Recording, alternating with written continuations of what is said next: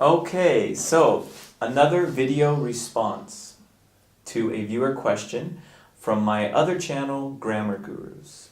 So, Rafael Capucho asked the question regarding my other video about the present simple.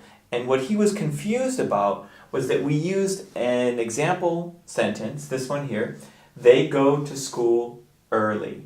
And then we turned it into a question by replacing the subject with who, and the sentence changed to who goes to school early. And we had taught in that video that the she, he, it rule, where a verb after she, he, or it, the third person singular, takes the S. And so he wanted to know, the subject is they, but the sentence is written with this ES just as if it were a third person singular sentence, or the subject was the third person singular, he, she, or it. So he was confused. Why they, and then we use who as the subject, and then the verb takes the S, or in this case the ES.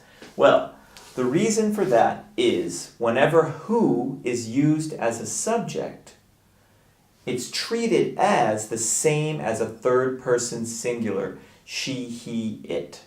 So the verb takes on the S or the ES just like as if the subject were he, she, or it. For example, who teaches you English at school? Now, because who is the subject, even if you may have 3 or 4 English teachers at school, I guess it's possible, we always will use the S at the end of the verb just as if it were a she, he, or it as the subject. Let's look at another example. Who is playing in the yard? This is a present continuous sentence, but once again, we're using the is form of the verb to be just as if this who were a he, she, or it. Who watches the news on TV anyway? So in this one, the who could just be people out there. We're making a statement that I guess we're saying not many people watch the news on TV anyway. Or the way the sentence is written, it sounds as if there's not even anybody. There's nobody out there who's watching the news on TV. And because who is the subject, the verb takes the S just as if it were a she, he, or it. Now, that's the simple explanation. This next little bit gets a little more complicated, so please try to stay with me on this. Okay, so let's look at this next sentence. Who are your teachers at school? You might see this, oh look, question mark. Who are your teachers at school? So you might look at this and say, well, hold on, we're using the verb to be in the form are, which is not used with the third person singular, the she, he, it, as the subject. So why do we have are here? That doesn't make any sense. Here we go. Who is the subject? What is are doing there? Well, actually, in this sentence, who is not the subject? The subject are your teachers. And you can look down here. Here is the sentence written not as a question. Your teachers are Mr. Brown and Mrs. Smith. So what we do is we take this Mr. Brown and Mrs. Smith, and because we don't know, we make it who. Your teachers are who. And then we make it a question. We put the who in the front along with the are, and it becomes who are your teachers at school. So in this case, the who is actually the complement after the linking verb, the verb to be, are.